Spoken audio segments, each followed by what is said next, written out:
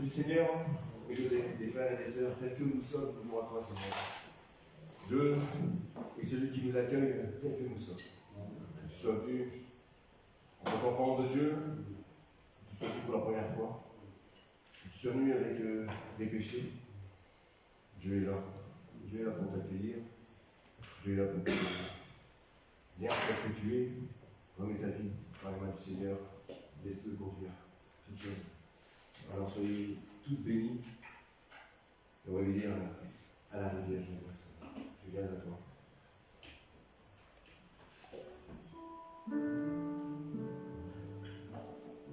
À la rivière, je viens déposer tous les péchés.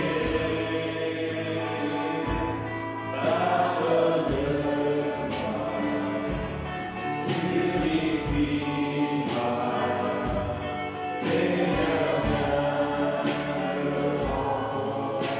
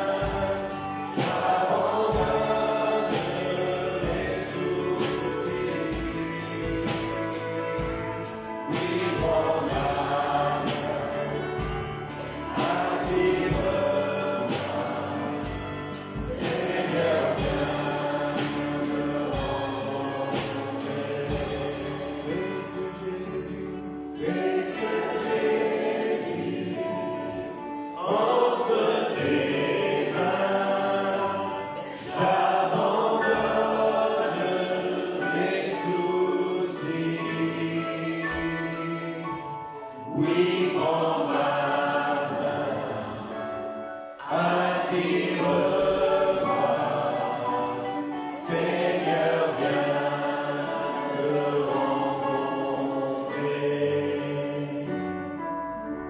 Prends tout, Seigneur, prends tous nos fardeaux, prends-nous légers, Seigneur.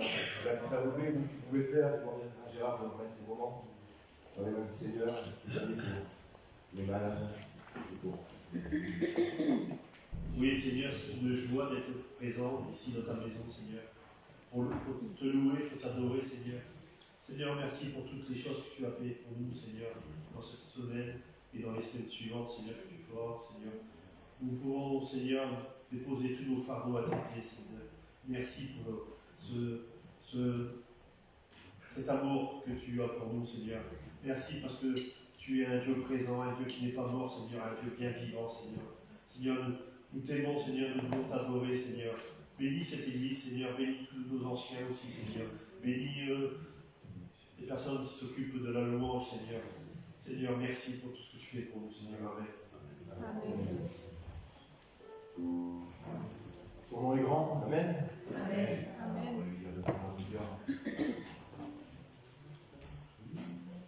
Je viens dans ta présence, Seigneur de l'univers. Il n'y a plus d'importance, il n'y a plus de valeur. Je viens chercher ton cœur, trouver ta volonté, me tenir observé, en chantant tes louanges. Ton nom est grand, ton nom est saint, ton nom est digne de louange. À toi l'honneur, à toi la gloire, à toi la puissance et la force. Jésus, agneau de Dieu.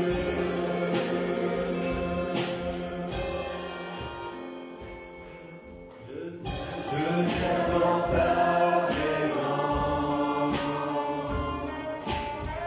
déposer mes fardeaux, tout ce qui me retient de m'approcher de toi. Tu es mon bouclier, mon abri, mon Seigneur. Vers toi c'est bien, mon Dieu. Je te fais les mains. Ton nom est grand, ton nom est saint, ton nom est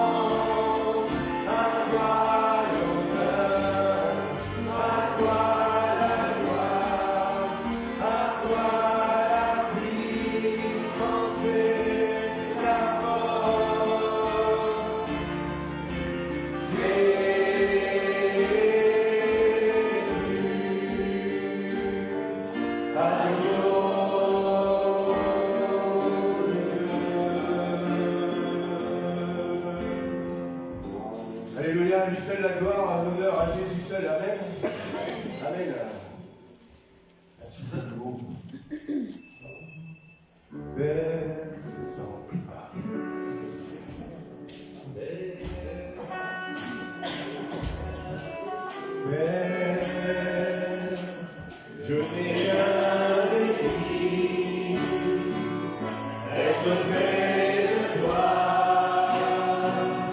et sentir tes bras.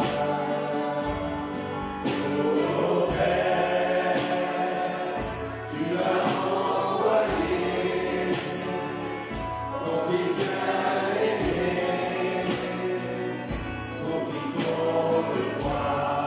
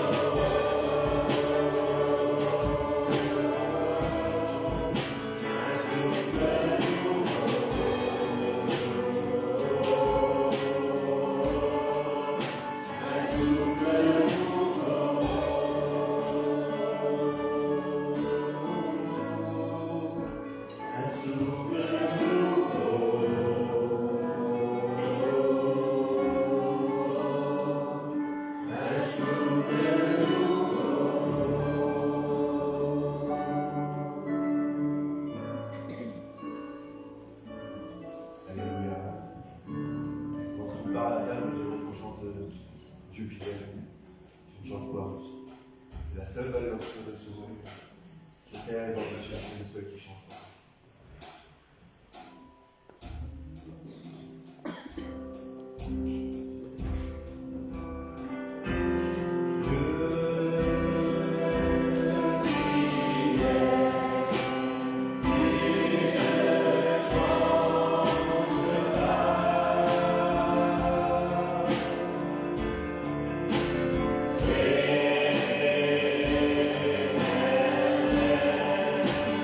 Oh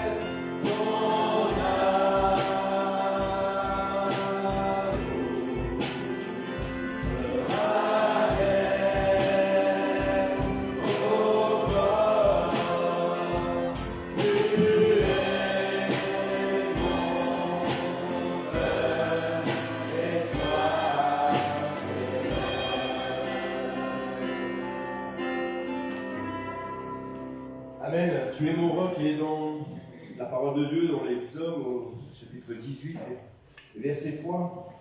Il dit « Éternel, mon roc, ma forteresse, mon libérateur, mon Dieu, mon rocher, où je me réfugie, mon bouclier, la force qui me sauve, ma haute retraite. » Amen. Amen. Amen. Et j'aimerais prendre une lecture aussi dans Matthieu, au chapitre 7. Au verset 21, Jésus dit,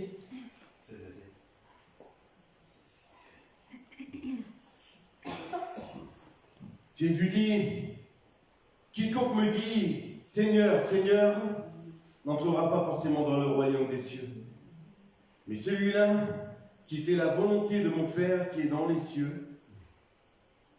Beaucoup me diront, en ce jour-là, Seigneur, Seigneur, n'est-ce pas en ton nom que nous avons prophétisé, en ton nom que nous avons chassé des démons, en ton nom que nous avons fait beaucoup de miracles? Alors je leur déclarerai, je ne vous ai jamais connu. Retirez-vous de moi, vous qui commettez l'iniquité. Ainsi, quiconque entend de moi ces paroles et les met en pratique sera semblable à un homme prudent qui a bâti sa maison sur le roc. La pluie est tombée, les torrents sont venus, les vents ont soufflé et se sont portés sur cette maison. Elle n'est pas tombée car elle était fondée sur le roc. Amen. Mais quiconque entend de moi ces paroles et ne les met pas en pratique sera semblable à un homme insensé qui a bâti sa maison sur le sable.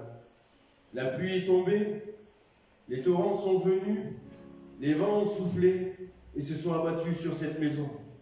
Elle est tombée et sa ruine a été grande. Amen. Amen. Le roc, c'est notre Dieu. Il est mon roc, mon rocher, mon abri, ma forteresse. Quiconque ne construit pas sur le roc est perdu. Quoi que tu entreprennes, que ce soit dans ta vie personnelle, que ce soit dans le choix même d'un conjoint, dans tous tes choix, construis sur le roc. Que ce soit pour le service de Dieu, quoi que tu fasses, appuie-toi sur le roc. Parce que tu peux prophétiser, la Bible dit. Tu peux chasser les démons. Mais si tout ça n'est pas bâti sur le roc, c'est vain. Quoi que nous fassions, accomplissons-le humblement et demandons la construction des mains d'Éternel en lui, sur lui, en toutes choses. Parce que des tempêtes, il y en aura. Dans cette parabole, c'est annoncé. Des tempêtes dans la vie, il y en a. Que ce soit même dans les couples, il y a des tempêtes. Si le couple n'est pas bâti sur le roc, s'il est bâti sur le sable, le couple sera emporté.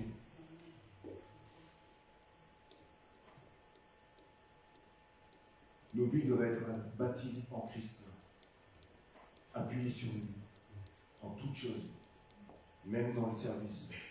Parfois, on croit servir Dieu, mais on sert ses propres intérêts. Apprenons à appuyer toutes choses sur le fondateur, sur l'Éternel. Amen. On prend part à cette table.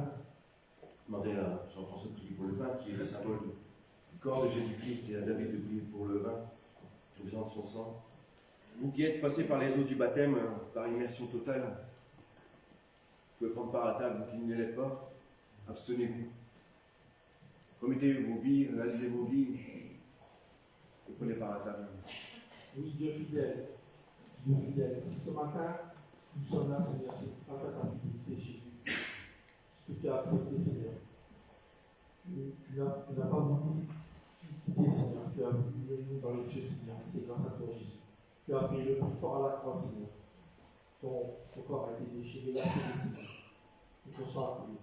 Et ce matin, Seigneur, je veux encore te dire merci pour cela, Jésus. Que nous sommes dans cette église, Seigneur. afin de te louer, t'aimer, t'adorer avec tes frères et sœurs, Seigneur. Et ta parole sera bénie, Jésus, ce matin. Grâce à toi. Sois béni dans le Saint-Esprit. Amen. Et Seigneur, ce bac représente le sang coulé pour nous, Seigneur. Vraiment, tu as été là pour t'éliminer pour nous, Seigneur, pour tous nos péchés. Tu es là, Seigneur, maintenant, auprès de nous, Seigneur, pour tous ceux qui croient en toi, tous ceux qui vraiment iront dans cette foi, Seigneur, avec toi, seront sauvés, Seigneur. Et je te remercie pour cela. Amen. Amen.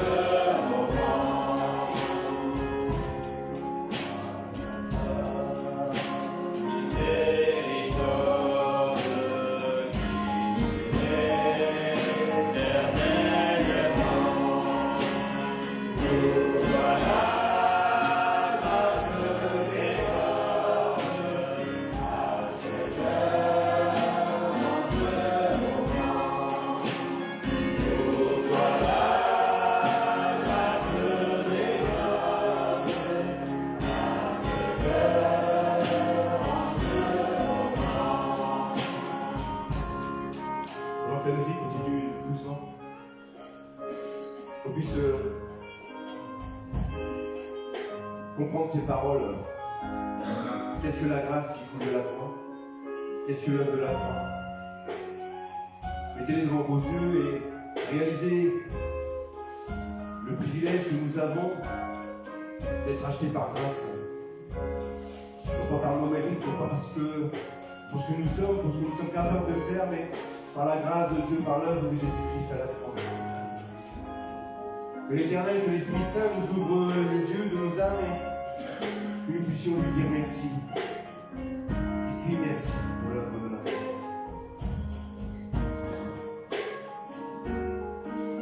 Merci Seigneur. Merci Seigneur. Les portes sont ouvertes. Merci que le ciel est en train de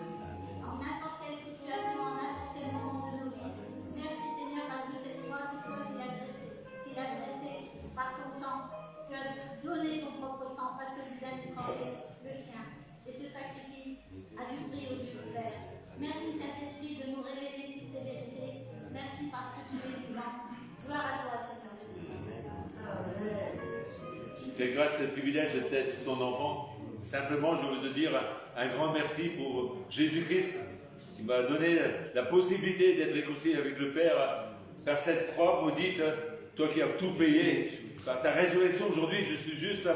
Et le Saint-Esprit est là, au milieu de nous. Et je veux vraiment te glorifier, Saint-Esprit, que tu élèves Jésus dans l'Église, que ce soit dans les corps, dans les âmes, dans les esprits. À toi la gloire, l'honneur.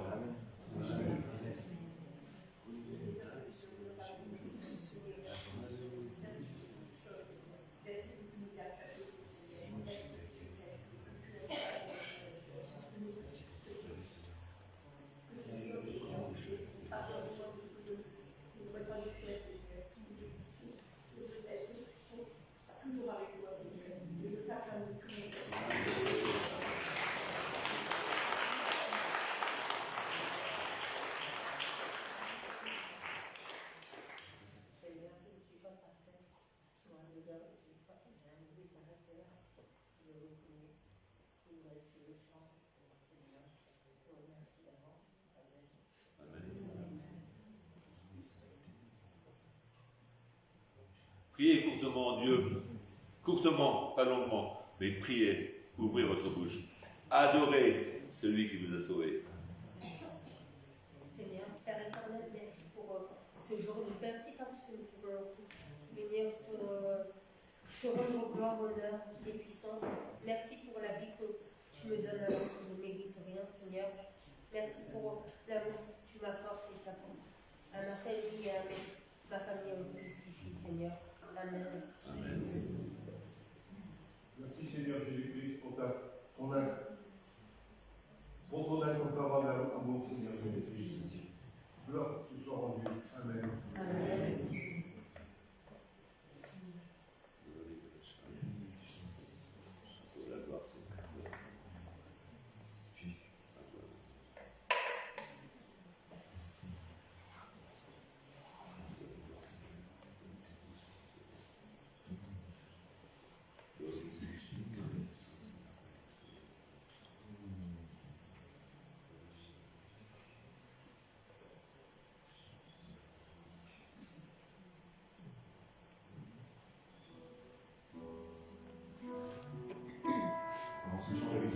Les enfants aussi vont gagner leur salle d'école dimanche, pour le respect de la présence du Seigneur.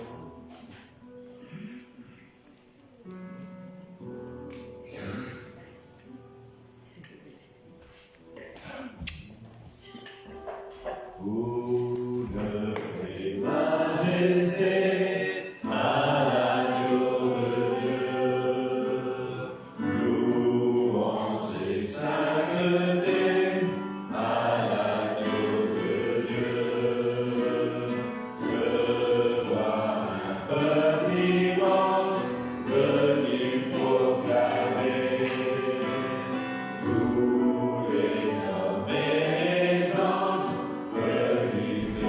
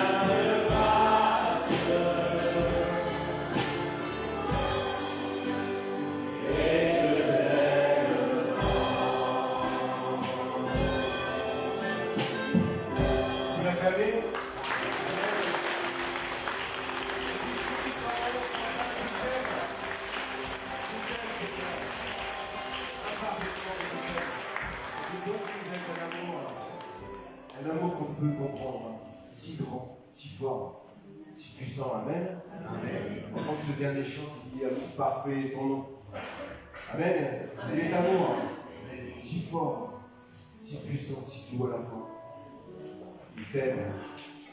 C'est merveilleux, non? Amen. Alléluia.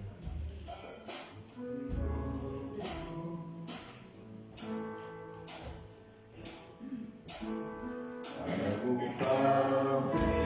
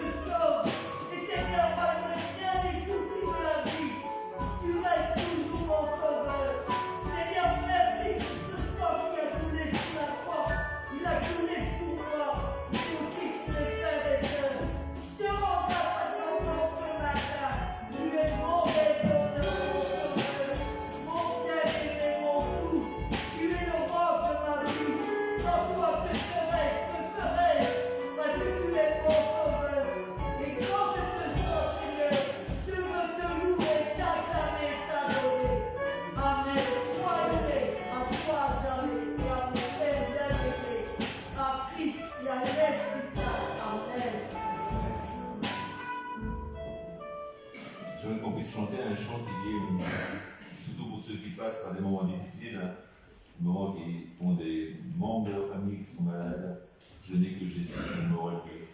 Je n'ai que Jésus pour me guérir. Je crois que dans beaucoup de choses, on doit voir vraiment Jésus-Christ. C'était répété ce matin, c'est le roc, notre rocher, notre forteresse, notre asile, notre surprotecteur, Jésus. Je n'ai que Jésus pour me relever. Et je ne sais pas si toi tu as des souffrances, des problèmes. Prends ce chant en étant là, en me disant par la foi, tu es celui qui est là pour me bénir. Je ne sais pas comment Dieu va faire, comment Dieu va agir. Mais je sais une chose, c'est que Dieu agit. Dieu répond aux prières. Dieu intervient et Dieu veut bénir chacun et chacune. Je n'ai que Jésus pour me relever. Je n'ai que Jésus pour me guérir. Je n'ai que Jésus comme référence de sa puissance qui me remplit. Je n'ai que Jésus, je n'ai que lui pour me diriger, pour me garder. Et dans mes luttes, il me soutient. Je n'ai que Jésus, je n'ai que lui. La Bible dit que même si on a une foi comme un grain de sauvé, ça devient puissant. Alors par la foi, quand vous chantez ce chant, vous connaissez par cœur, vous fermez les yeux, vous dites Seigneur, j'ai que toi. Il n'y a que toi qui peux intervenir. Les hommes, les religions, personne ne peut intervenir. Mais toi, tu peux intervenir. On n'a que Jésus pour nous relever, on n'a que Jésus pour nous guérir. Il est dans tous les besoins. La guérison n'est pas simplement la guérison là des corps, mais la guérison des cœurs. Il y a plein de choses qui ont besoin d'être guéries. Et Jésus-Christ, le grand vainqueur, est au milieu de nous. Le Saint-Esprit est en train de là se mouvoir au milieu de nous. Et le Saint-Esprit est là pour élever le Père. À lui la gloire. Je n'ai que Jésus pour me relever. Je n'ai que Jésus pour me guérir. Je n'ai que Jésus comme référence de sa puissance. Il me remplit. Je n'ai que Jésus, je n'ai que lui pour me diriger, pour me garder. Et dans mes luttes, il me soutient. Je n'ai que Jésus, je n'ai que lui. Dans la musique d'aujourd'hui de jouer, j'aimerais simplement dire, la Bible dit qu'à une époque, ils étaient dans l'étonnement de ce que Jésus avait fait. Je veux que Dieu vous étonne ce matin. Pas parce que je suis, mais parce que Christ est au milieu de nous. Parce que s'il n'est pas présent, il n'y a rien qui peut se produire. Mais parce qu'il est le fondateur, celui qui bâtit ta vie spirituelle, alors il y a des choses qu'il a promis. Il accomplira tout ce qu'il a commencé à perfectionner dans ton corps, dans ton cœur. Alors, Seigneur, nous te demandons au nom de Jésus, pour nos familles qui ne t'appartiennent pas, de les ressusciter spirituellement, en ce moment où ils sont, alors qu'ils n'ont pas d'amour pour toi, ils n'ont pas de désir pour toi. Il faut que leur pensée vers le matérialisme, vers leur ego, vers les choses qui leur plaisent.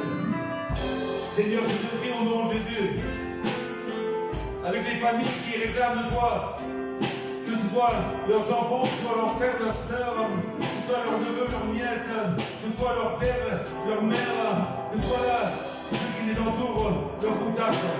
Interviens, Seigneur. Tu es le Dieu de ta parole. Et je demande ce matin que le Saint-Esprit là, Saint-Esprit, couvre les personnes de ta gloire afin qu'ils puissent se réaliser comment ils sont devant toi, comment ils sont devant ta présence, comment ils sont là et qu'ils puissent trouver que l'essentiel c'est toi, Jésus. Travaille les cœurs. Bénis-les à salut au nom de Jésus. Depuis aussi pour les malades. Oh, alléluia, Seigneur. Tu es le Dieu de ta parole. Tu envoies ta parole et tu les guéris. Ta parole amène toujours ta présence. Je te prie, Seigneur, au nom de Jésus, simplement, qu'il y ait la main de Jésus qui se pose et qui passe dans les rangs et qui se pose sur les malades. Je veux croire. Oui, je veux croire. Je veux croire que tu agis maintenant. Maintenant, j'ordonne aux corps qui sont là liés, au nom de Jésus, quitter ces corps, que ce soit à l'intérieur, que ce soit à l'extérieur, que la gloire de Dieu chasse tout ce qu'il a ténèbres. Au nom de Jésus-Christ. Au nom de Jésus-Christ. Et je te prie aussi pour toutes choses que tu as créées, pour que l'homme puisse être poussé dans sa foi, que tu puisses animer leur foi, que ça ne les écrase pas au point de dire je veux lâcher, mais qu'ils puissent être poussés à dire Seigneur, tu m'aimes assez pour me donner des choses qui parfois sont là à être une nourriture pour ma foi. Je peux être poussé dans ma foi et de dire tu seras ma victoire, tu seras ma gloire. Glorifie ton nom. Au nom de Jésus. Au nom de Jésus. Au nom de Jésus. Au nom de Jésus.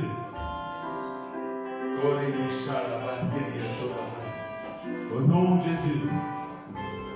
Que ta bonne main soit sur nous maintenant et pour l'éternité.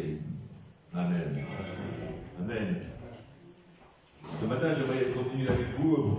Et c'est vrai qu'il y a beaucoup de choses qui passent dans nos cœurs. Il y a beaucoup de choses qu'on peut dire. Encore hier, je parlais et je disais combien il est important qu'on reste dans le terrain, que là où il y a le sang d'agneau. D'ailleurs, Miguel a parlé d'être réellement sur le roc, sur le rocher. Et rappelez-vous qu'on a parlé là des deux frères dans la Bible, et les deux frères étaient là à donner là des sacrifices. L'un a donné les sacrifices de la terre, et l'autre a donné des sacrifices de tous les premiers-nés. Et là où le sang a coulé, c'était favorable à Dieu. Et aujourd'hui, on peut bénir Dieu que le sang d'agneau est au milieu de nous en train de couler sur chaque cœur, sur chaque vie, sur chaque famille. Est-ce que vous pouvez dire Amen à ça? Amen. Le sang d'agneau est à couvrir. Mais quand là, son frère a été irrité de voir que c'était favorable là à Dieu, en fin de compte, il y avait le problème. Quand c'était favorable à Dieu, il y avait ce problème qui existait. Et le problème qui existait, c'était que il s'est irrité.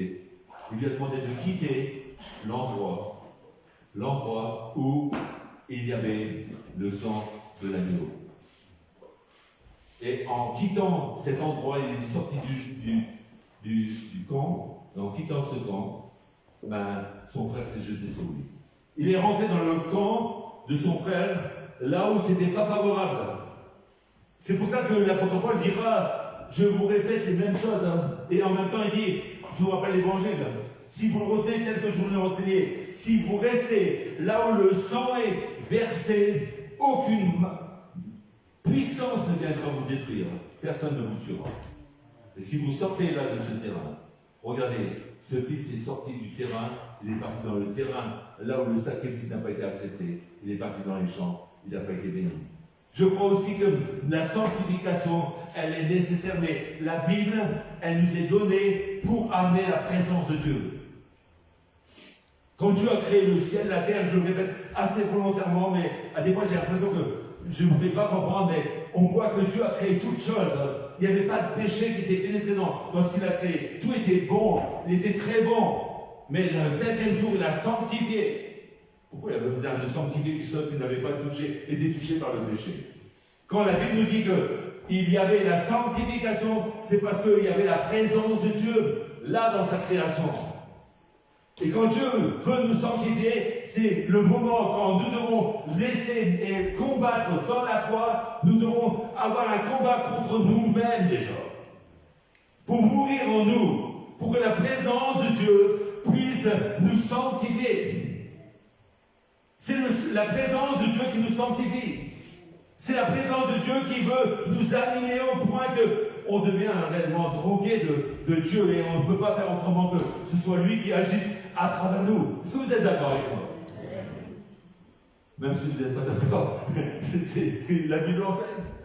On a besoin aujourd'hui de savoir que la sanctification, c'est la présence de Dieu dans nos vies. Quelle place nous laissons à Dieu dans nos vies?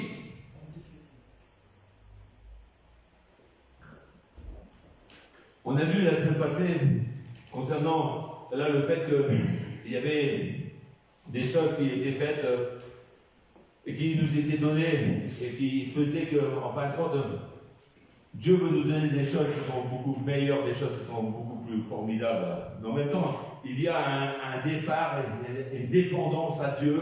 Et je crois que cette dépendance à Dieu, on a vu que lorsque la nuée s'arrêtait là au-dessus du temple, enfin, excusez-moi, je ne me rappelle plus du nom, mais il y avait une chose qui est certaine, c'est que le peuple s'arrêtait. Il était dirigé là par le fait que nous, on peut dire, nous devons être dirigés par le Saint-Esprit. Et parfois même Dieu nous dit, dans des moments où nous sommes peut-être dans des points d'interrogation, Dieu nous dit que tu te tiendras solitaire et silencieux parce que l'Éternel te l'impose. Dieu peut te parler dans un désert, mais Dieu peut aussi t'amener à voir là dans cette vallée de l'ombre de la mort une table de mets succulents. Mais tu la vois, tu dois avancer pour t'approcher et pour prendre par la foi. Nous sommes une fois pour toutes sanctifiés par Dieu. Nous avons la paix avec Dieu. Nous sommes justifiés une fois pour toutes.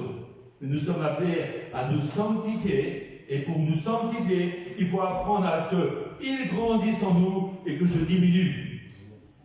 Et j'aimerais dire que le plus grand problème chez nous aujourd'hui, chez moi et chez vous, c'est de mourir en nous-mêmes. Et ceux qui me diront le contraire, c'est faux. Notre orgueil, parfois, on est là à dire, ah, moi, je suis pas orgueilleux. On est en train de gonfler un peu notre personnalité. Et j'aimerais dire aussi, combien de fois dans nos prières, j'ai parlé avec une sœur là, à la fin de la région vendredi, combien de fois dans nos prières nous disons, nous voulons Seigneur te louer, nous voulons te demander, nous voulons que tu fasses. Non, arrêtez là des fois. Si tu veux louer Dieu, tu dis, je te loue Seigneur. Je ne veux pas vous casser, mais franchement, qu'est-ce qui t'empêche de louer le Seigneur? Nous voulons t'adorer, mais dis je t'adore Seigneur. Nous voulons ta présence. Dis Seigneur, tu m'honores de ta présence. Amen. Est-ce que Dieu nous honore de sa présence? Amen. Je crois que Dieu veut nous honorer de sa présence. Pas simplement de dire je veux, tu veux Seigneur. Mais Dieu nous a placés dans des choses où nous devons prendre des positions, nous devons être là à agir. Pas seulement dans les réunions de prière, mais dans la vie de chaque jour. Si on a des choses, s'il y a des choses, il y a des gens, je sais qu'il y a quelqu'un qui, pour moi, est lié, possédé, je sais que j'attends à un moment donné que dans la vie, je puisse, un jour, quand je serai bien à l'écart, de pouvoir prier pour cette personne. Parce que j'ai beau à dire je lis, c'est vrai qu'il faut lier la maison de l'homme fort, mais à des fois, il faut qu'on parle, comme Jésus a parlé aux filles, comme Jésus a parlé là à l'esprit qui tenait lier la femme et disait de laisser tomber. On doit parler à des situations. Nos prières doivent changer, non pas de la manière dont on ne prie plus, mais on ne doit pas simplement dire je voudrais. Moi, j'ai vécu dans une période où il y avait toujours l'espérance. Un jour, je te verrai dans la gloire. Un jour, je serai avec toi dans la gloire. Un jour, je serai au ciel avec toi. Mais on oublie que le ciel est venu sur terre. C'est Jésus-Christ. Que ça nous plaise, ça ne nous plaise pas. Parce que nous ne voulons pas accepter que Jésus est présent chaque jour dans nos vies. Et que dans nos vies, le ciel est venu. Et que la vie éternelle ne commence pas au ciel. Mais la vie éternelle commence déjà quand Jésus vient dans nos cœurs. Puisque la vie éternelle, c'est une personne, c'est Jésus-Christ. Nous vous annonçons dans la première vie de Jean, il dit, nous vous annonçons la vie éternelle qui était auprès de Christ. Elle était auprès du Père, excusez-moi. La vie éternelle. Nous l'avons touchée, nous l'avons vue. Et nous pouvons témoigner. Est-ce que nous sommes touchés par la grâce de Dieu? Est-ce que nous sommes touchés par celui qui est la vie éternelle? Celui qui est le chemin, la vérité et la vie? Est-ce qu'on est touché par le fait que Jésus-Christ est le Seigneur? Moi, quand j'étais à l'armée, je me souviens que la première fois que j'étais là dans un grand rassemblement d'évangélisation qui était donné, je me rappelle quelle joie c'était d'écouter des gens qui étaient en train de chanter Jésus-Christ est Seigneur. Toute la semaine, j'écoutais plein de trucs. Mais quand l'église se réunit, c'est pour confesser non pas nous-mêmes, mais confesser que Jésus est Seigneur. On a un message formidable. On a un message glorieux. C'est pas nous, c'est une personne. C'est Jésus-Christ. Et je crois que Jésus n'est pas venu pour sauver là ce qui était parfait. Jésus est venu sauver ce qui était perdu. Dieu use de patience envers chacun parce qu'il veut qu'aucun ne périsse. Il veut que tous arrivent à la repentance. Des fois on dit Seigneur, te ressembler. Il y a un chant, vous connaissez ce chant, hein? Te ressembler, Jésus, c'est mon désir suprême. Et agir. Tout comme toi, je ne sais pas comment ça s'appelle. Mais c'était un chant qui était formidable, hein? Tout le monde y chantait à tue-tête. Puis des années après, on voit des gens qui ne sont plus là. Des années après, on voit des gens qui sont dans le monde. Alors, vous savez bien, c'est l'ambiance de ressembler. Jésus, ah ouais, je veux te ressembler, mais qu'est-ce qu'on marque? Qu'est-ce qu'on met comme identité? Quand j'ai parlé il y a quelques temps concernant là, le fait que des gens sont venus vers Jésus, ils ont dit, est-ce qu'on doit donner à Hérode l'impôt? Et qu'est-ce que Jésus a dit? Il a dit, de qui est l'effigie sur la pièce? On est une pièce. Il a dit, l'effigie est de César. Il a dit, rendez à César ce qu'il y a à César. Et après il dit, oh! Mais rendez à Dieu ce qui revient à Dieu. Ça veut dire que Dieu veut voir l'image de Christ en toi. Dieu veut voir l'image de Christ en moi. Quand je parle, je ne dis pas je suis parfait, j'ai l'image parfaite de Christ. On n'est pas dans une compétition. On est là simplement pour être dans une présence de Dieu et amener les gens à vouloir la présence de Dieu. On doit être des boosters, que ce soit pour la lecture de la Bible, que ce soit pour la prière, que ce soit pour tous les domaines, on doit être des boosters. Les gens doivent avoir envie de vivre ce que nous vivons. Mais parfois, quand on regarde, on est parfois des tristes chrétiens. Vous, peut-être, vous êtes des parfaits. À la fin de la réunion, je suis à la porte, vous venez tous me poser la main. Pour que votre perfection me saisisse et que je puisse là vraiment être super parfait. Hein? Que votre perfection, mais que votre perfection, votre sainteté ne m'atomise pas, ne disparaisse pas. Parce que je crois que nous avons besoin aujourd'hui de comprendre que Dieu veut bénir, Dieu veut agir, mais le plus grand ennemi, c'est notre moi. Mais la dépendance de Dieu. J'ai dit la semaine passée, c'est vrai que le temps passe vite, mais j'ai dit la semaine passée que dans la vie sociale, c'est quelque chose qui est normal. Un enfant qui naît, on lui donne le biberon, on le choisit, on est là en train. On lui donne pas un bifteck, hein, on lui donne pas là, un sandwich au kebab, et on dit allez mange, mais t'écoutes pas manger, le bébé non il comprend rien. Et dans la vie spirituelle, il y a des gens qui ne sont pas au même niveau. Mais devant Dieu, Jésus-Christ nous planifie tous au même niveau. Personne ne peut dire que tu es plus haut ou plus grand que les autres. Mais en Jésus-Christ, on est tous égaux. Est-ce que vous êtes d'accord avec ça? Mais après, il y a l'évolution dans les vies des gens. Et on le voit au travers de la Bible que les choses évoluent. Et dans cette évolution, Alors l'enfant il grandit, il devient adolescent. Dimanche passé, là, j'étais à Lens prêcher, et là, je disais, l'enfant il grandit, et quand il devient adolescent, ça devient terrible parfois pour les parents. Hein. Dans le monde dans lequel on vit, hein, il y a peu d'enfants qui sont là à dire oui maman, oui je t'en supplie maman, oui papa je t'en supplie, je veux t'aider. Il y a peu d'enfants qui sont là quand vous revenez au champ et que vous êtes en train d'avoir un coffre rempli de manger et qui viennent vous dire je te donne un coup de main. C'est pas vrai. Moi je parle pas à ceux qui n'ont pas d'enfants, mais il y a peu d'enfants qui le font, il y en a qui le font, hein. Mais il y a peu d'enfants qui le font. J'ai été conduire des colis dans des familles, aussi bien le père que les enfants, ils ne bougeaient pas. Il n'y a personne qui bougeait. Vous savez qui c'est qui devait bouger? C'était moi. Et il ne fallait pas que je les dérange parce qu'ils étaient en train de regarder quelque chose à la télévision. Alors quand je passais, ils étaient là, purée. Ils disaient, qu'est-ce qu'ils peuvent nous embêter dessus?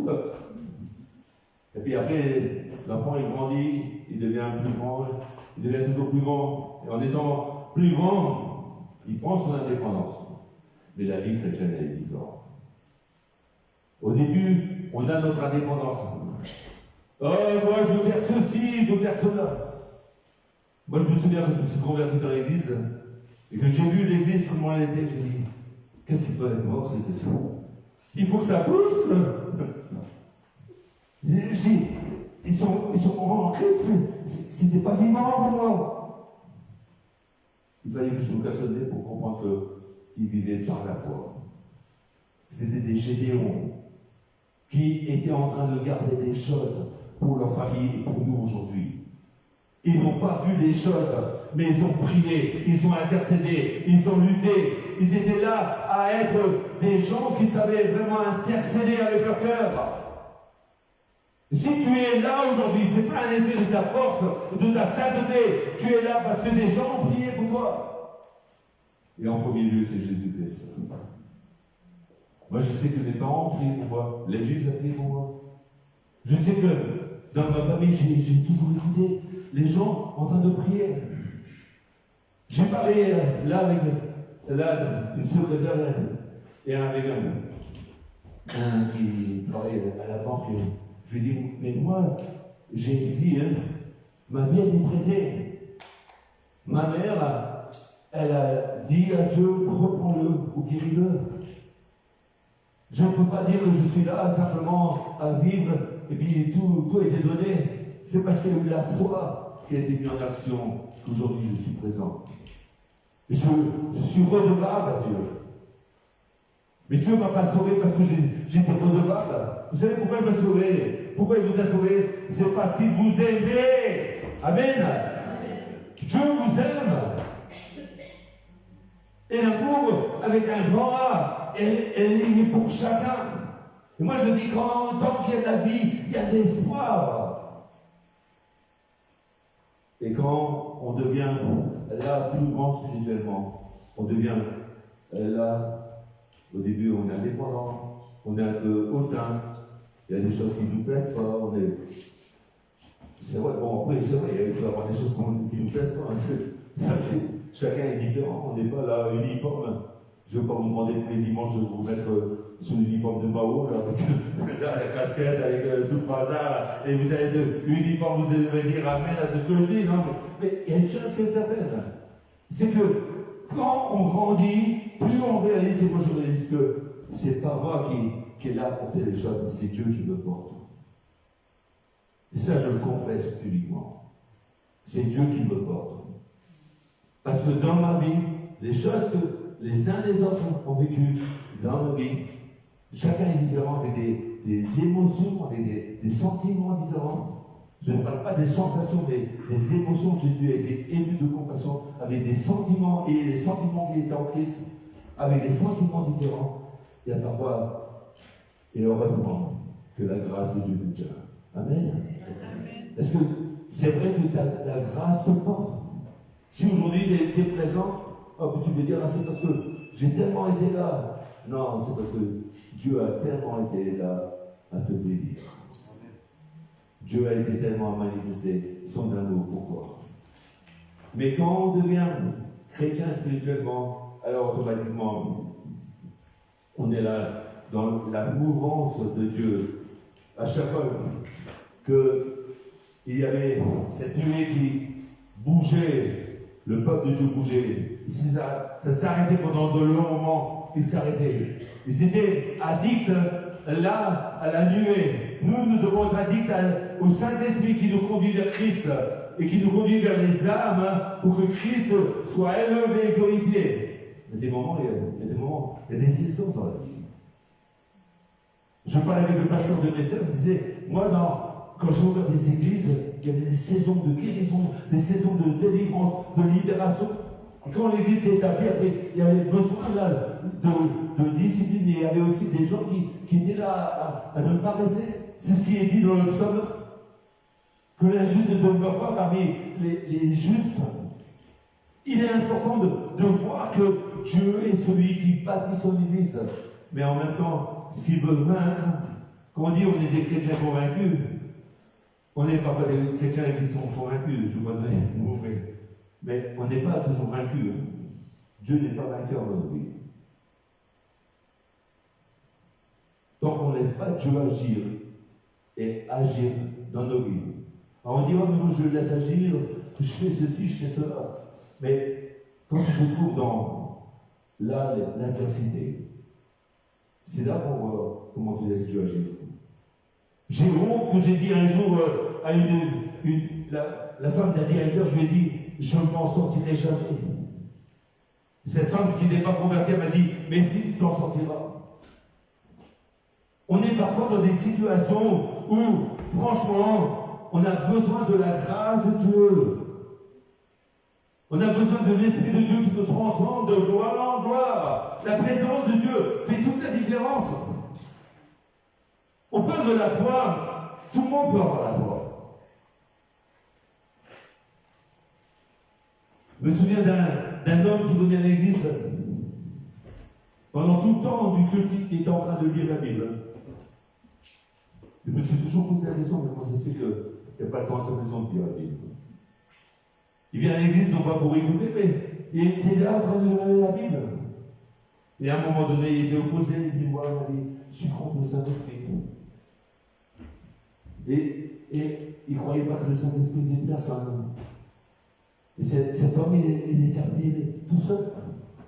J'aimerais vous dire que la vie chrétienne, elle nous amène à la présence de Dieu.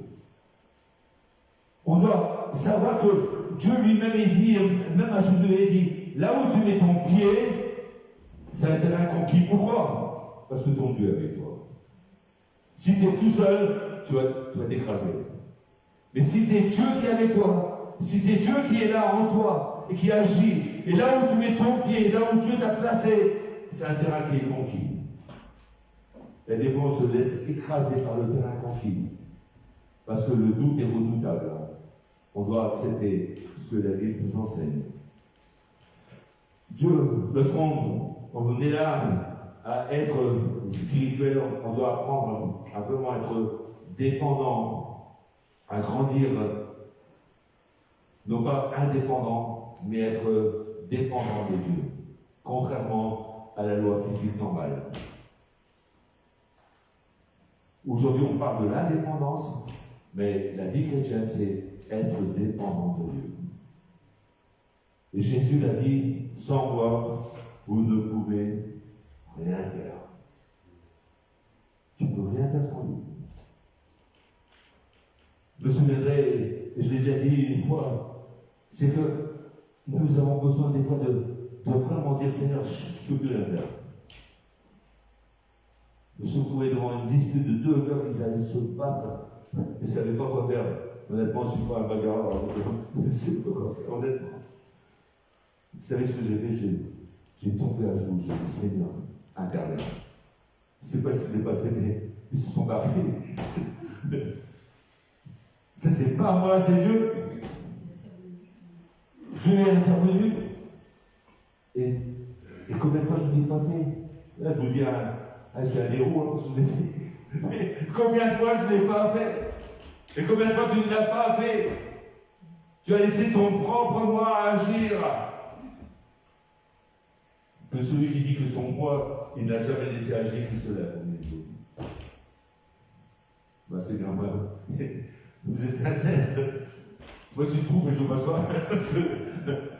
Mais notre moi doit être dirigé par Dieu. Je pense que il est clairement dit que nous devons être dépendants. Vous savez, dans Jean 21, verset 18, Jean 21, verset 18,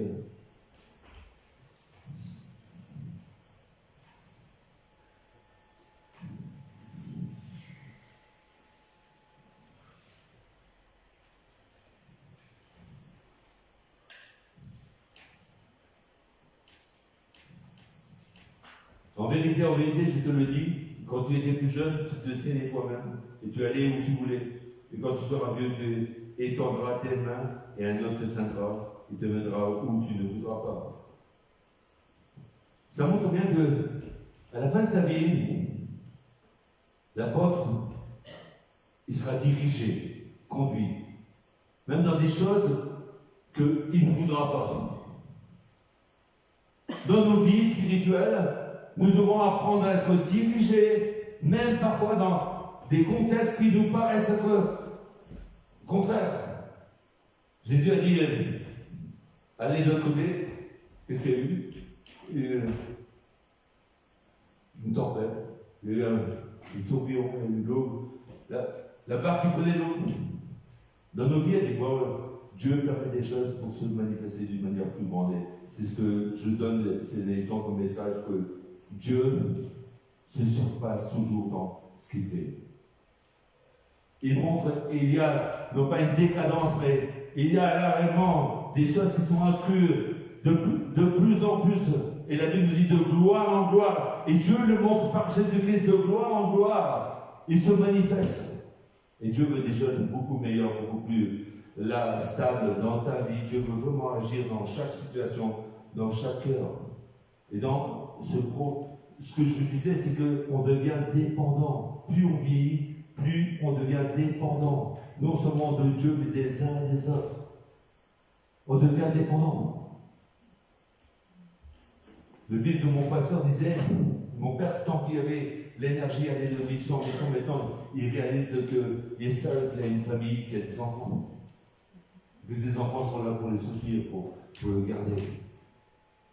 Dans nos vies, nous avons besoin de comprendre qu'on doit être dépendant de Dieu. Et on n'est pas arrivé encore à ce stade.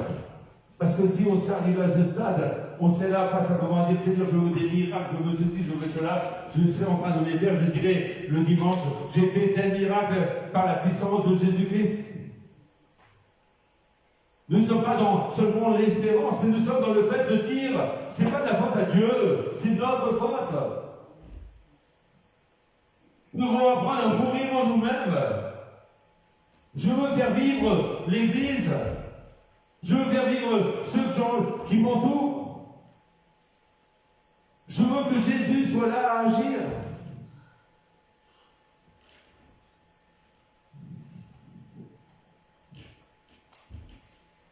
Être dépendant de Dieu, le départ nous amène toujours dans une direction.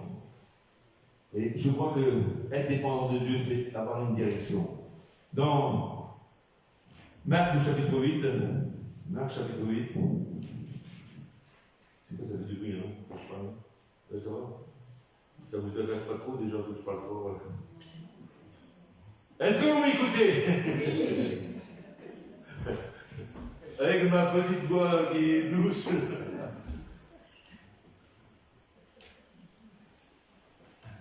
Marc 8, monsieur. Verset 22.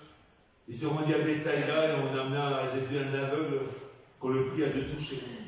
Il prit l'aveugle par la main et le conduisit hors du village, puis il mit de la salive sur les yeux, lui imposa les mains, lui demanda s'il voyait quelque chose. Il regarda, j'ai dit, j'aperçois des hommes, comme j'en vois comme des arbres, et qui marchent.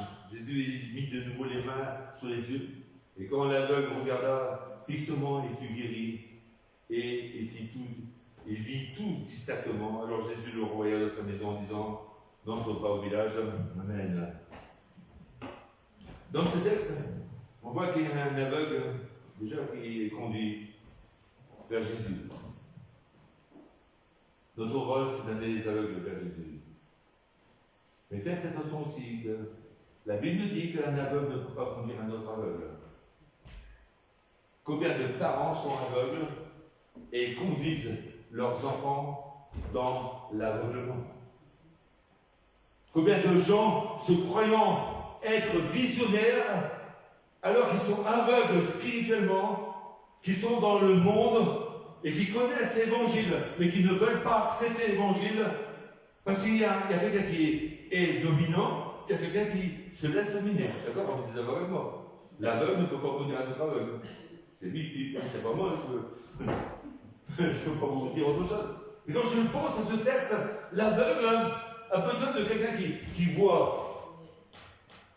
J'aimerais rappeler aux parents, aux familles, vous devez être la personne qui voit et qui conduit les aveugles à Jésus-Christ. Mais par ton aveuglement, et je peux dire aussi que pendant des années, parce qu'on se convertit très tard, on n'a plus la patience de voir que nos familles peuvent se tourner vers Dieu.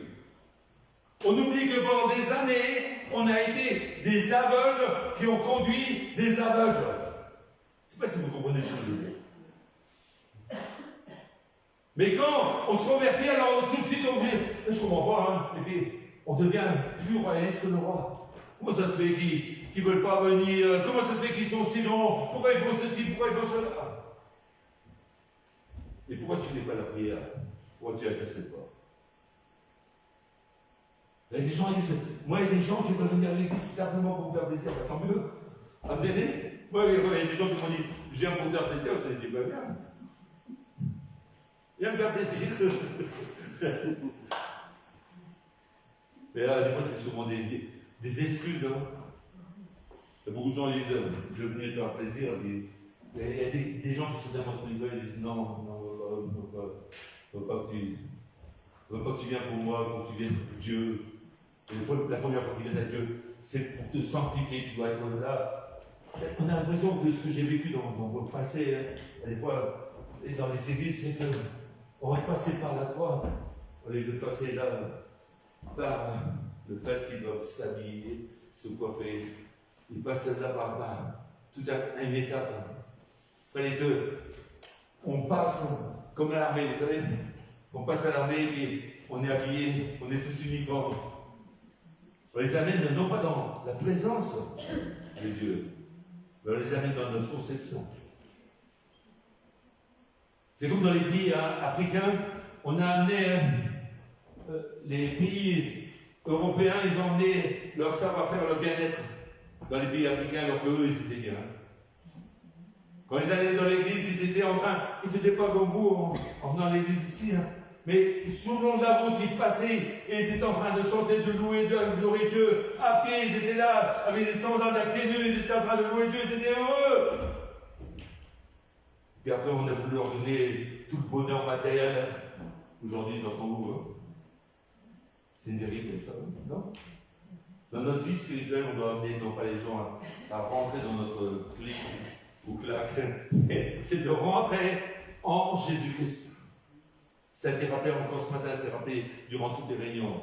C'est en Christ. Ton identité est en Christ.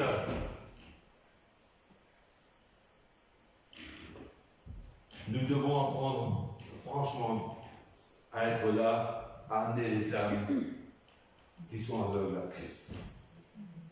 Afin qu'il enlève l'aveuglement. Combien de gens sont aveugles concernant toi? On en parlait tout à l'heure encore avec ma soeur, concernant les gens qui sont là en train de dire ton père, ta mère qui te voient, ils sont heureux, ils sont satisfaits pour toi. Je l'ai déjà dit, je le redirai peut-être volontairement. Vous imaginez que votre père, votre mère, elle vous voit, et que sa mère et son père, elle les voient aussi, et que sa grand-mère et son grand-père les voient aussi, et qu'ils sont en train de les protéger les uns les autres. Et d'être tout à coup, vous vous trouvez dans votre salle de bain connu, excusez-moi, mais et puis tout à coup, vous ouvrez la porte et vous voyez grand-mère, grand-père, vous voyez l'arrière-grand-mère, l'arrière-grand-père, durez la honte.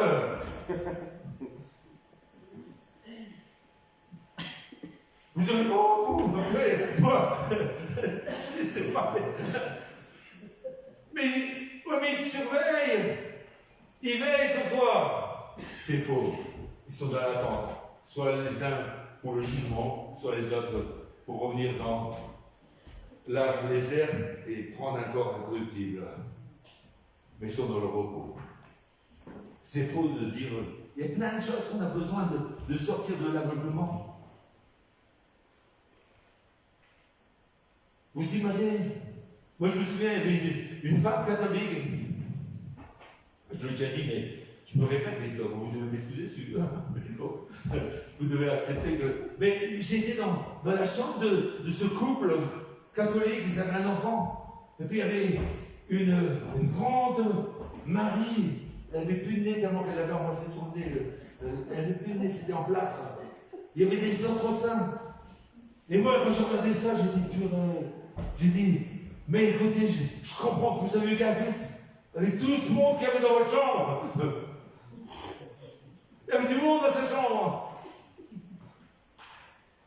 Elle m'a regardé, elle m'a dit, vous exagérez quand même. Mais c'est la vérité. Je m'en vais dans sa salle de bain. Il y avait plein de maris qui avaient des shampoings, des trucs de bain, tout ça. Et du coup, je sors de là, j'ai été super perdu. C'est plus vers quel sein me tourner. Il y en a trop. C'est quel que je dois prier. Dominique Navès avait sa mère qui est Sainte Rita. Je lui dis, écoute, tu pries Sainte Rita. Je dis, mais si là, votre statue, elle est cassée, ce dit, elle va arriver. Hein? Elle m'a dit, t'inquiète pas, Mathieu, j'en ai d'autres, elles sont occupées, il m'arrive. Mais c'est quand même bizarre. L'homme préfère croire à des choses qui sont là, matérielles. Puis je vois que beaucoup de gens la voient à la télévision. Je vois combien de personnes. Encore hier, excusez-moi, je veux dire que j'ai regardé Star Academy. Que Dieu me pardonne. Et bon, celui qui est choqué, que Dieu t'aide à surmonter cette grande épreuve. Mais en regardant Star Academy, il y a eu un gars qui a reçu avant-hier un trophée et a levé les yeux comme ça au ciel. Et je sais que ce gars, il a levé les yeux au ciel parce que c'est son père qui est mort.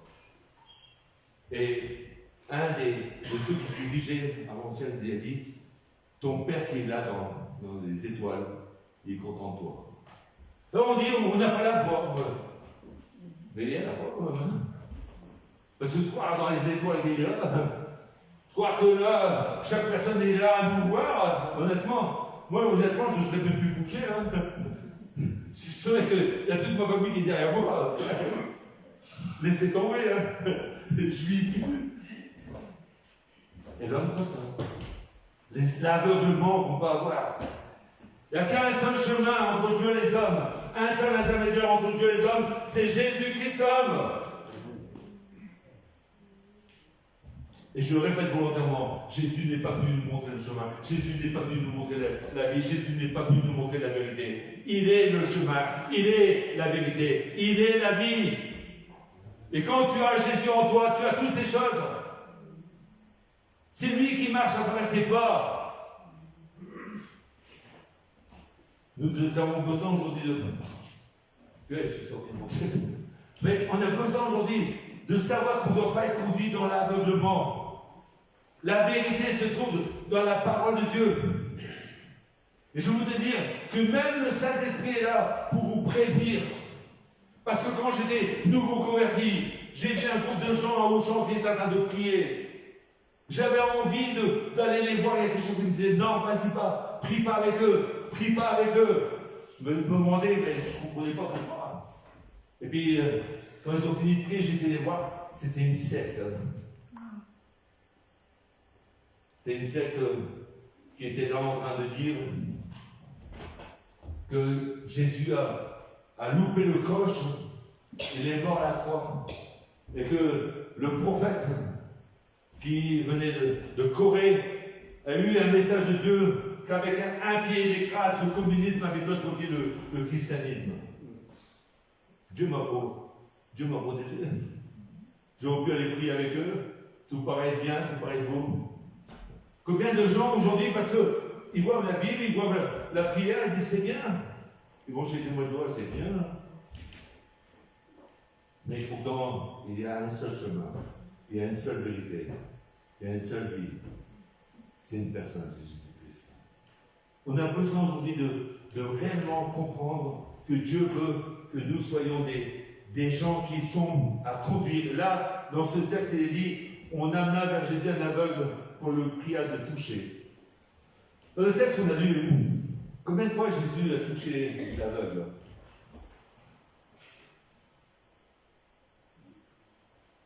Combien de fois il a touché l'aveugle?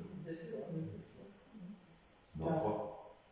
Non, 3 fois. Dans le texte, il est clair. Le verset 23, il est dit, il prit l'aveugle par la main et le conduisit hors du chemin. Pour être dépendant de Dieu, il faut se laisser conduire par Jésus-Christ. C'est là la première fois que Jésus l'a touché. Si on n'est pas conduit par Jésus, on fait n'importe quoi, on agit, on fait n'importe quoi. On va où? N'importe quoi. Cet aveugle, s'il n'aurait pas été conduit par Jésus, Jésus aurait dit allez, viens avec moi. Mais il y a des choses dans nos vies, ça c'est d'une manière à ce que je comprends, il y a des choses qu'on est aveugle, on ne sait pas, mais on a besoin d'être conduit par Jésus. On a besoin d'être conduit par Jésus. Et Jésus l'a conduit hors de la ville. Et hors de la ville, c'est là où, franchement, c'est là que Jésus a commencé à agir. Dans notre vie spirituelle, on a besoin d'être dépendant de Dieu. En étant dépendant de Dieu, il doit nous conduire. Ce n'est pas un aveugle ni un homme, mais c'est Jésus qui doit nous tenir la main. Combien de fois beaucoup de gens l'ont répété? Si c'est nous qu'on tient la main de Jésus, on va la lâcher. Mais quand c'est Jésus qui nous tient la main, il ne nous lâchera jamais. Parce qu'il est fidèle. Et on voit dans ce texte, il prit l'aveugle par la main et le conduisit hors du village. Puis je lui mis la salive sur les yeux. Et lui imposa les mains. Il lui demanda s'il voyait quelque chose. La salive sur ses yeux. Qu'est-ce qu'on a besoin? Qu'est-ce que j'ai besoin quand je parle? De la salive. Vous dites, savoir est nécessaire. J'ai besoin de ma salive. C'est vrai qu'en ce moment, c'est un peu sec. Mais on a besoin de sa salive. Vous n'avez jamais été pris là, en étant sec, vraiment. C'est dur même à parler. Jésus a montré qu'il était imprégné dans la parole. Et il a mis là sa salive, parce qu'elle était là à être créatrice de la parole de Dieu qui se manifeste d'une manière glorieuse. Et cette parole, elle a eu une action. Cette action, elle a eu une réaction. Il voyait des arbres, il voyait des choses. Il y a des fois des choses qui n'arrivent pas du jour au lendemain. Les choses n'arrivent pas d'une manière tout de suite. On prie une fois. Moi, je me souviens d'avoir prié pour quelqu'un une fois. 2 jours après, la personne me téléphone. Elle me dit, ça revient, on a prié une 2e fois. Et tu as agi. La première fois, il a agi aussi, mais il y avait des troubles.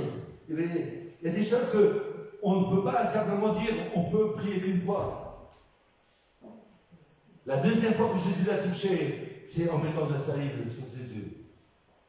On pourrait dire, moi, quelqu'un qui me mettrait de la salive sur les yeux, franchement. J'ai eu le tour une fois, j'en ai parlé déjà. J'étais à Grenoble et puis il y avait un frère qui nous avait reçus à la maison. Et puis nous, on buvait la ricorée, je buvais mon bol de ricorée, mon frère était sur le côté, il buvait sa ricorée. Et d'un coup, cet ami qui m'a reçu à Grenoble, il éternue. Et voilà que je me reçois avec une médaille sur le front. Oh, je vous assure que Je ne vais pas vous donner d'appétit, mais j'ai vomi sur la table, mon frère a vomi sur la table, c'était horrible. Je ne pouvais plus le voir. Quand je parle de salive, mais quand c'est la salive de Jésus-Christ, elle est simple, elle est productrice, elle est salutaire, elle est guérissante. Tout ce qui vient de Christ est vraiment béni. Alléluia. Tout ce qui vient de lui. Mais en même temps, il montre qu'il se donne. Il se donne déjà avec sa salive. Il donne là de son énergie. C'est vrai qu'on est là à voir, et on peut voir des choses qui ne sont pas très... On peut arrêter de prier. Mais la Bible dit, il lui demanda s'il voyait quelque chose. Il regarda et dit, j'aperçois des hommes, mais j'en vois comme des arbres et qui marchent. Il voit des hommes et des arbres qui marchent. Là, ça devient dangereux, là, c'est plus l'hôpital psychiatrique. On pourrait dire le fait d'être libéré de cette non-voyance. Mais Jésus lui scanne. Et Jésus lui mit de nouveau les mains sur les yeux. Et quand l'aveugle regarda fixement, il fut guéri, et il vit tout distinctement. Il vit tout distinctement. Quand il a regardé fixement la deuxième fois, Dieu fait tout à merveille. Moi je crois. Il dit, dis-moi 5, je deviens bon comme moi. J'arrête le message en plein milieu. Je ne s'embête pas plus longtemps. Il n'y a pas beaucoup de gens qui peuvent me dire, mais ouais, mais avec Dominique, c'est. J'ai connu ceux qui disent c'est bon, Dominique. Il y en a beaucoup parmi vous. Je ne vous demanderai même pas de lever les mains, ça va me taper la honte. Mais il y a une chose qui est certaine. Nous devons voir que Jésus, quand il vient vers nous, il nous prend de la main des hommes. Il nous conduit hors de ce que le monde peut donner. Et là, il met sa parole en action, sa salive en action. Il pose ses mains, il guérit, il libère, il délivre, il sauve. Jésus-Christ est le même hier, aujourd'hui, éternellement. Pour être dépendant de Dieu, il faut apprendre à dire « Je veux me laisser conduire par lui ». Le premier attouchement que Dieu veut dans ta vie, c'est de te laisser conduire par lui. Et puis, si vous voulez savoir le reste, à dimanche prochain. Seigneur, je te prie vraiment de bénir ta parole, de nous aider ce matin à vraiment vivre pour toi, à être là, à te glorifier, à t'adorer. Seigneur, on a besoin de toi, j'ai besoin de toi. Je confesse franchement que sans toi, je ne pourrais pas vivre, Seigneur. Seigneur, je confesse aussi que je te demande parfois des choses que je dois faire. Tu ne veux pas simplement être là à écouter nos prières et écouter aussi toutes nos histoires pour raconter telle personne est dans tel problème. Tu veux que nous puissions être là des réponses aux prières. Qu'on puisse demander que le Saint-Esprit nous imprègne, afin que là où tu nous as placés, il y ait des prodiges et des miracles au nom de Jésus. Je ne sais pas, mais je ne veux pas simplement donner de l'illusion aux gens. Je sais qu'il y a des choses que Dieu veut libérer. Il y a des choses qui sont là pour notre bien. Tu as conduit Moïse 40 ans dans le désert pour l'instruire, pour le sortir de cet enseignement que la fille de Pharaon lui donnait. Il devait que Pharaon, il était considéré comme le fils de Pharaon. Il y a eu tout l'enseignement. Il y a eu toute la stratégie de comment savoir conduire un peuple. Mais s'il ne passait pas par le fait de passer par 40 ans dans le désert, s'il ne connaissait pas le désert avec tous ses problèmes, alors automatiquement son intellect ne pouvait pas gérer les choses. Mais parce que tu l'as conduit dans le désert, alors tu as sanctifié ce qu'elle a connu, mais en même temps tu lui as montré tous les défauts qu'il y avait. Et à 80 ans, elle a commencé à conduire le peuple de Dieu. Je prie, Seigneur, que dans nos vies, on puisse discerner qu'est-ce qui vient de toi, qu'est-ce qui vient du diable, ce qui vient des hommes, ce qui vient de ce que les gens peuvent nous dire. Qu'on puisse être vraiment des hommes et des hommes qui sont sages.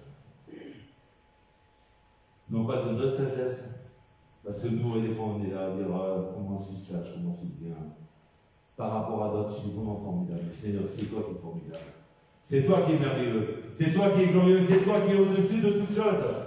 Et c'est toi qui vas te donner tout ça. Alors glorifie-toi, élève-toi, manifeste-toi. Au nom de Jésus. Au nom de Jésus-Christ. Tous les prières de mes frères et sœurs, écoute-les, exauce-les. Vois ceux qui sont là sans arrêt à l'écoute des problèmes des autres. Ceux qui voient la souffrance des autres. Ceux qui sont là environnés là, de gens qui sont là en train de chercher toujours des disputes, des voisinages et des choses dans la famille. Je te prie, Seigneur, que toi-même tu puisses montrer que tu es leur paix, tu es le prince de paix. Et la chose principale, c'est d'avoir ta paix. Imprègne-nous de ta paix. Imprègne chacun de ceux qui sont là présents, mais aussi ceux qui sont absents. Qui regardent cette vidéo, imprègne de ta paix. Au nom de Jésus. Au nom de Jésus. Au nom de Jésus. Amen. Amen. Amen. Écoutez, bon appétit à chacun. Il est midi moins une. Super. On peut acclamer le Seigneur quand même. Hein?